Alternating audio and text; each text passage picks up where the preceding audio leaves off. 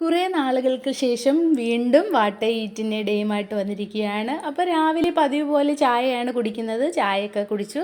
അതിൻ്റെ കൂടെ കേക്ക് ഉണ്ടായിരുന്നു. അങ്ങനെ ചായ കേക്കാണ്. അങ്ങനെ അത് കുടിച്ചു. അതൊക്കെ കുടിച്ചതിന് ശേഷം ബ്രേക്ക്ഫാസ്റ്റിന് ഇന്ന് ഇടിയപ്പവും പിന്നെ തലേന്ന് ബീഫ് കറി ആയിരുന്നു കേട്ടോ. ആ ബീഫ് കറി പറ്റിച്ചിട്ടുണ്ടായിരുന്നു. അങ്ങനെ അതും ആയിട്ടാണ് കഴിച്ചത്.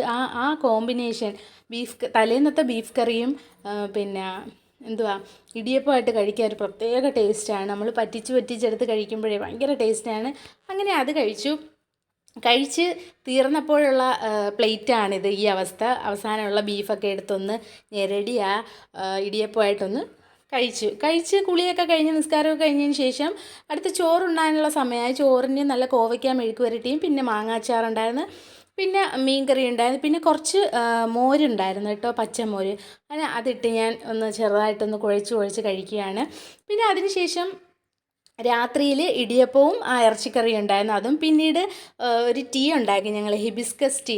അടിപൊളിയായിരുന്നു. അങ്ങനെ അത് ആദ്യമായിട്ട് ട്രൈ ചെയ്തതാണ്. അതിൻ്റെ വീഡിയോ ഞാൻ ഇടുന്നതായിരിക്കും. അങ്ങനെ അത് കുടിച്ചു. പിന്നെ അത് രാത്രി കഴിച്ചതിന് ശേഷം പിന്നീട് ഒരു കിറ്റ്കാറ്റ് ഫ്രിഡ്ജ് തുറന്നപ്പോൾ ഇരിക്കുന്നുണ്ട്. അങ്ങനെ അതും കഴിച്ചു. ഐഷും ഞാനും ഓടി വന്ന് തട്ടിപ്പറിക്കാനായിട്ട് ഞാൻ കൊടുത്തില്ല. അപ്പോൾ ഇന്നത്തെ വാട്ട് ഈറ്റിൻ്റെ ഡേ ഇതാണ്. എൻ്റെ ചാനൽ സബ്സ്ക്രൈബ് ചെയ്യാത്തതുണ്ടെങ്കിൽ സബ്സ്ക്രൈബ് ചെയ്യണം, സപ്പോർട്ട് ചെയ്യണം. വീണ്ടും കാണാം. ബൈ.